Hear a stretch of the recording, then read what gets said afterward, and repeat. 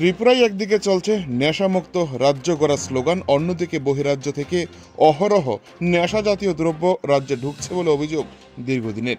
এবারে ত্রিপুরায় ঢুকতে একটি যাত্রীবাহী নাইট সুপার থেকেই খাকি বাহিনীর হাতে আটক হলো বিপুল পরিমাণ স্কপ জাতীয় অবৈধ কফ সিরাপ। শনিবার দুপুরে এই সাফল্য পায় ঊনকোটি জেলার পেচারতল থানার পুলিশ। মহকুমা পুলিশ আধিকারিক উৎপলেন্দু দেবনাথ জানিয়েছেন, পুলিশের কাছে আগাম খবর ছিল অসম রাজ্য থেকে অবৈধ নেশা সামগ্রী ঢুকবে ত্রিপুরায়, আর তাতেই পেচারতল থানার নাকা পয়েন্টে উৎপেতে বসে থাকে পুলিশ। শনিবার দুপুর নাগাদ ES01 LC 1412 নম্বরের আগরতলাগামী সন্দেহভাজন নাইট সুপার আসতেই তার গতিরোধ করে পুলিশ।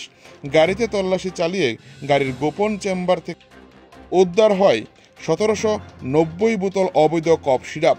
এসডিপিও জানান, উদ্ধার হওয়া কফ সিরাপের কালোবাজারে মূল্য আনুমানিক 9 লক্ষ টাকা হবে। সাথে আটক করা হয়েছে আগরতলার গাড়ি চালক বাপি দাসকে। পেচারতল থেকে নিজস্ব প্রতিনিধির রিপোর্ট, টিভি 100 বাংলা।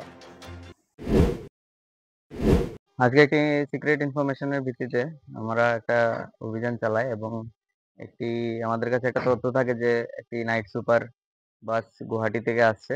তো ওটাতে কিছু আনওয়ান্টেড ইলিগেল কোডিন জাতীয় সাবস্টেন্স পাওয়া যেতে পারে।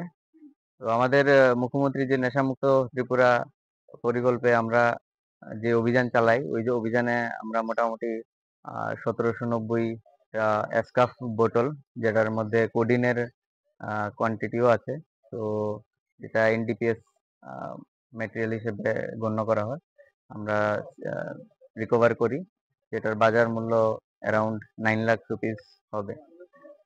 আর এই বাসের যে ড্রাইভার, ওনাকে আমরা ডিটেইন করি এবং একটা স্পেসিফিক কেসও রেজিস্টার করা হবে পেচারতল PS এর আন্ডারে।